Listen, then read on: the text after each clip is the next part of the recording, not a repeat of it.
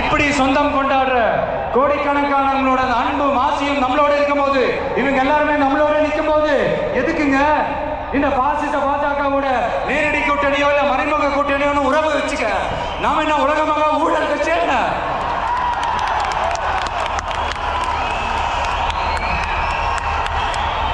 நம்மளை பத்தி சின்னதா ஒரு உண்மை ஒண்ணு சொல்லலாமா? என்னடா இவர் வாயால இப்படி சொல்றாருன்னு யாரும் தவறா நினைச்சுக்க வேணாம். ஏன்னா இது ஒரு விதத்துல ஒரு ஃபேக்டும் கூட. அதனாலதான் நான் சொல்லணும்னு ஆசைப்படுறேன். நம்ம யார் தெரியும்ல? நாம எல்லாருமே சொல்றேன். நாம யார் தெரியும்ல? இந்தியாவின் மாபெரும் மக்கள் சக்தி கொண்ட ஒரு மகத்தான வெகுஜன மக்கள் படை.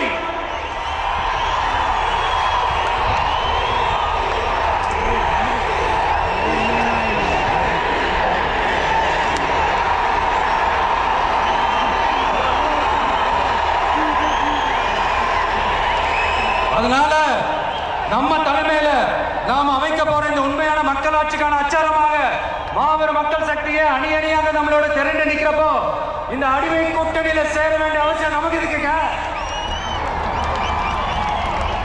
நம்மளோட இந்த கூட்டணி சுயமரியாதை கூட்டணியெல்லாம் இருக்காது, சுய மரியாதை கூட்டணியெல்லாம் இருக்கும். இந்த ஒரு பக்கம் RSS இன்னொரு பக்கம் மதச்சார்பற்ற கூட்டணின்னு இந்த மக்களை ஏமாத்துற கூட்டணியெல்லாம் நம்ம கூட்டணி இருக்காது.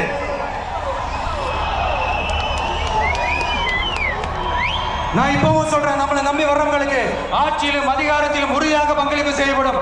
உடனே இந்த கேள்விகள்லாம் வரும். அப்ப யாரு கூட்டணி, யாரு வரா, யாரு வரா, இந்த கேள்விகள்லாம் வரும். இந்த கேள்விகளுக்கெல்லாம் ஒரே ஒரு பதில் தான், சஸ்பென்ஸ்லயே சஞ்சாரம் செய்யுங்க. ஆனா ஒண்ணு, 2026ல 2 பேருக்கு நடுவுல தான் போட்டியே. ஒன்னு டிவிகே, இன்னொன்னு டிஎம்கே. இந்த போட்டி எப்படி இருக்க போகுதுன்னா, இந்த அலையன்ஸை வச்சு எப்படியாவது நம்ம தப்பிச்சிடலாம். என்ன இந்த பழைய இந்த மேத்தமேட்டிக்ஸ், அரித்மேட்டிக்ஸ் இதெல்லாம் வச்சு எப்படியாவது நம்ம தப்பிச்சிடலாம் அப்படின்னு நினைக்கிறவங்களோட அந்த கனவு ஒரு நாளும் மேற்படாது.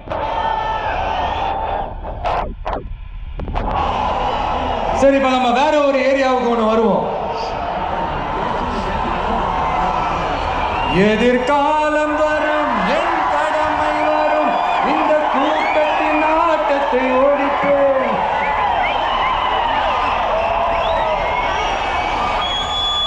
மக்கள் அரசியல் என்ற அந்த சவுக்க கையில் எடுக்கலாமா? யாருக்கு எதிரான தானே கேட்கிறீங்க? வேற யாரு? மறைமுக உறவுக்காரர்களான பாசிச பாஜகவும் பாய்சன் திமுகவும் தான். மாண்புமிகு பிரதமர் நரேந்திர மோடிஜி அவர்களே 3வது முறையா ஒன்றியத்தோட ஆட்சி அதிகாரத்தை நீங்க தானே கையில் வச்சிருக்கிறீங்க. இல்ல, நாங்க தெரியாம தான் கேட்கிறோம்.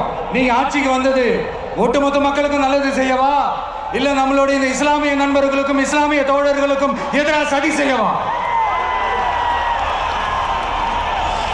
மக்களுக்கு உங்ககிட்ட கேட்கறதுக்குன்னு ஏராளமான கேள்விகள் இருக்குது. அதனால அவங்க சார்பா, அவங்கள ஒருத்தனா, அவங்களோட ஒரு உண்மையான ஒரு பிரதிநிதியா உங்ககிட்ட சில கேள்விகள் கேட்கணும். மிஸ்டர் பிரைம் மினிஸ்டர் அவர்களே, நம்ம தமிழ்நாட்டு மீனவர்கள் கிட்டத்தட்ட ஒரு 800 பேருக்கு மேல இலங்கை கடற்படையால தாக்கி அழிக்கப்பட்டிருக்கிறாங்க. அதை கண்டிக்கிறதுக்காக உங்களை பெருசா எதுவும் செய்ய சொல்லல, சின்னதா ஒண்ணே மட்டும் செஞ்சு கொடுங்க. இனிமேலாச்சு எங்களுடைய மீனவர்கள் பாதுகாப்பா இருக்கிறதுக்காக இந்த கச்சத்தீவை இலங்கை கிட்ட இருந்து மீட்டு கொடுத்துருங்க, அது போதும். உங்களுடைய இந்த முரட்டு பிடிவாதத்தால நீங்க நடத்துற இந்த நீட்டு தேர்வு, அதனால இங்க என்னென்ன நடக்குதுன்னு சொல்றதுக்கே மனசு வலிக்குது.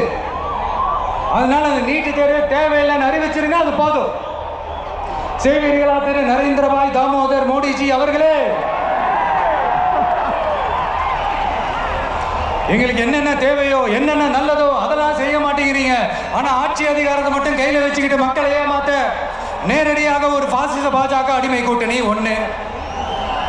அடுத்து உங்களோட இந்த மைனாரிட்டி ஆட்சியை ஓட்டுறதுக்காக மறைமுகமாக RSS அடிமை குடும்பம்னு இன்னொரு கூட்டணி.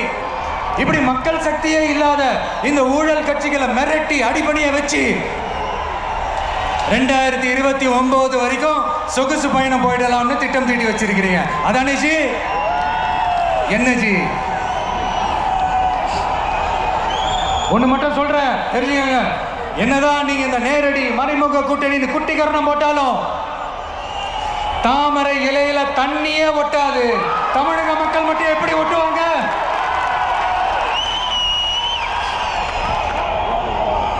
இங்க ஒரு எம்பி சீட் கூட தரலன்றதுக்காக தமிழ்நாட்டுக்கும் தமிழ்நாட்டு மக்களுக்கும் எதுவுமே செய்யாம ஓரவஞ்சனை செய்யுது இந்த ஒன்றிய பாஜக அரசு.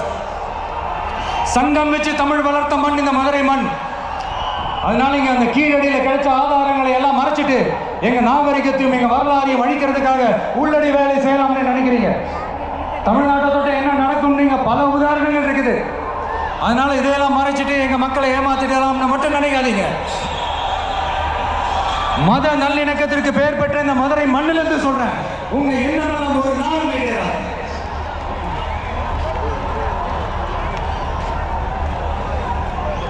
எம்ஜிஆர் தான் யார் தெரியும்ல, அவர் மாஸ்க் என்னன்னு தெரியும்ல, அவர் உயிரோடு இருக்கிற வரைக்கும் அந்த சிஎம் சீட்டை பத்தி ஒருத்தராலையும் நினைச்சு கூட பார்க்க முடியல, கனவு கூட காண முடியல. எப்படியாவது அந்த சிஎம் சீட்டை என்கிட்ட கொடுத்துருங்க, என் நண்பர் எம்ஜிஆர் திரும்ப வந்ததுக்கு அப்புறம் நான் திருப்பி கொடுத்துட்றேன்னு தன்னோட எதிரியை கூட மக்கள் கிட்ட கெஞ்ச வச்சவர் எம்ஜிஆர். எப்படி கெஞ்ச வச்சு. அதனால